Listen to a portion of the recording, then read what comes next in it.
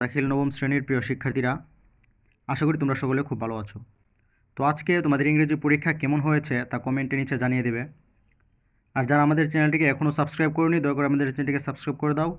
আর যারা সাবস্ক্রাইব করেছো তাদেরকে ধন্যবাদ। লাইক, কমেন্ট, শেয়ার করে বন্ধুদের কাছে ছড়িয়ে দাও। তো এখন আমরা তোমাদের ডিজিটাল প্রযুক্তি পরীক্ষার প্রশ্নটি সমাধান করব বা দেখব। প্রথমে থাকবে ডিজিটাল প্রযুক্তিতে 15টি এমসিকিউ বা 15টি নৈর্ভিত্তিক। ক বিভাগ, নৈর্ভিত্তিক প্রশ্ন। 1. ম্যালওয়্যার কি? ক. সুরক্ষিত সফটওয়্যার, খ. ক্ষতিকর সফটওয়্যার, গ. প্রোগ্রামিং সফটওয়্যার, ঘ. Search engine. 2. একটি লোগোর প্রধান উদ্দেশ্য কী? ক. তথ্য সংরক্ষণ, খ. নিরাপত্তা নিশ্চিত করা, গ. পরিচয় প্রদান করা, ঘ. সেবা প্রদান করা। 3. পাইথন রান করাতে সর্বপ্রথম কোন কাজটি করতে হবে?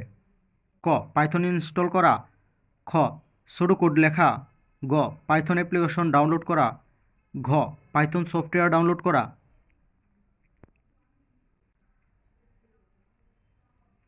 নিচের অনুচ্ছেদটি পড়ো এবং 4 ও 5 নং প্রশ্নের উত্তর দাও। রাশেদ টেলিগ্রামের মাধ্যমে তার বন্ধুর সাথে বাক্য বিনিময় করছে। বাক্য বিনিময়ের এক পর্যায়ে রাশেদের বন্ধু তাকে অপ্রত্যাশিতভাবে কিছু কটূক্তিমূলক কথা বলে। 4. রাশেদের ব্যবহৃত টেলিগ্রাম কী ধরনের প্ল্যাটফর্ম? ক. মেসেজিং, খ. হ্যাকিং, ঘ. অফলাইন, ঘ. গেমিং। 5. বন্ধুর অপ্রত্যাশিত আচরণে রাশেদের 1. রাশেদের আত্মবিশ্বাস কমে যেতে পারে, 2. রাশেদের মানসিক অবস্থার অবনতি ঘটতে পারে, 3. রাশেদের আর্থিক ক্ষতির সম্মুখীন হতে পারে। নিচের কোনটি সঠিক? ক. 1-2, খ. 1-3, গ. 2-3, ঘ. 1-2-3।